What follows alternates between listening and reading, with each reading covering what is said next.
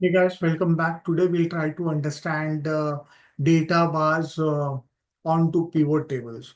So we have seen data bars when we created conditional formatting on a particular data. So if you can go back to my conditional formatting video where we used a data bar to show bar on a particular data in a cell or in a particular column.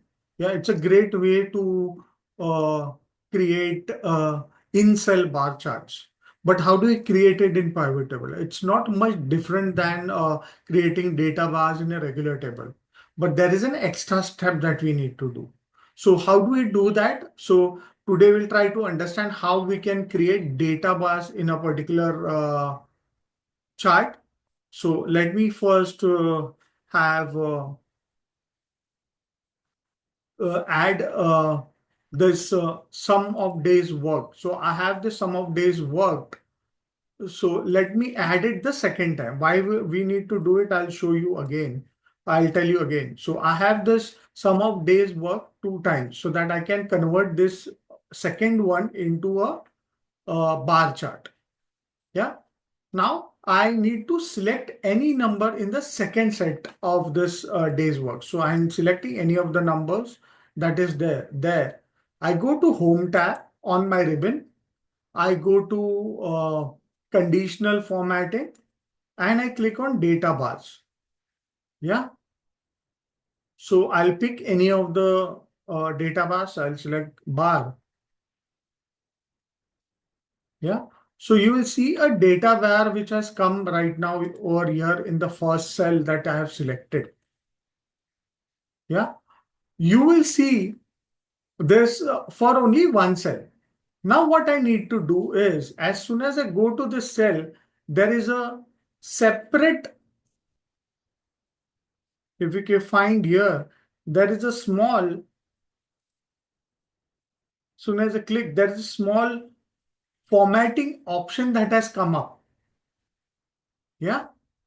Now I need to click on this formatting option that is available. So I click on formatting option, and what I need to do is I need to apply this to all the cell showing sum of days work values.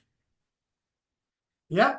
So if you want every number in this particular column to display a data bar, select all cells showing sum of days worked values. If you only want to display data bars for the row level items, select all cells showing sum of days worked values for the name. Yeah, for the name that we have. So that is Amit Trivedi and all. So, so let's first, let me select one of them. So I'll select the second one. So I'll say this one. So you can see the data bar has come up now.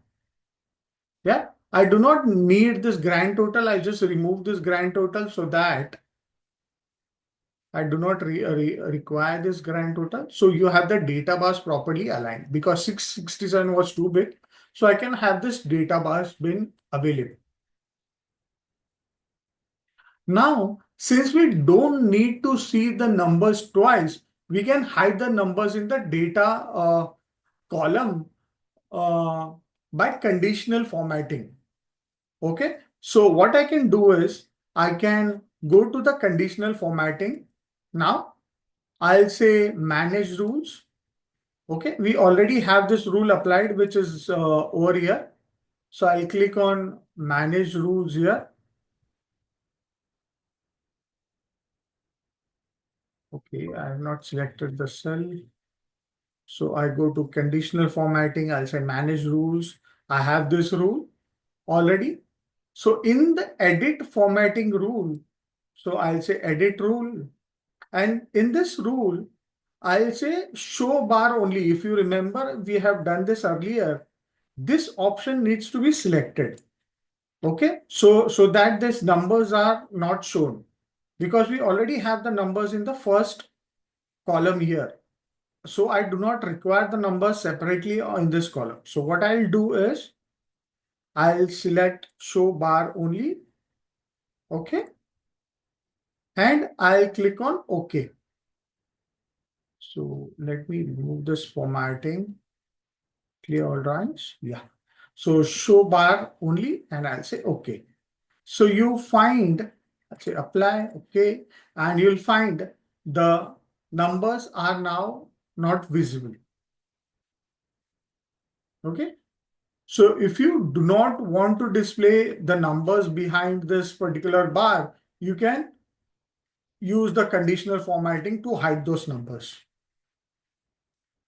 Now, the word of caution that you need to have is if you refresh the pivot table, you run the risk of collapsing the column containing data bars.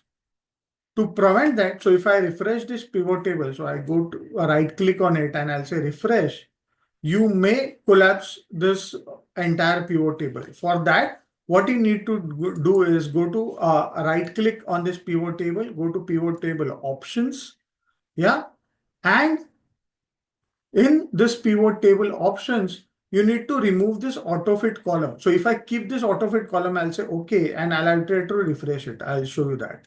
So if I try to refresh it, it may just go off. This column formatting may just go off. So I'll say refresh. You see the column formatting just goes off. So what I need to do is I need to right click on this pivot table options and I need to remove this auto fit option. Yeah.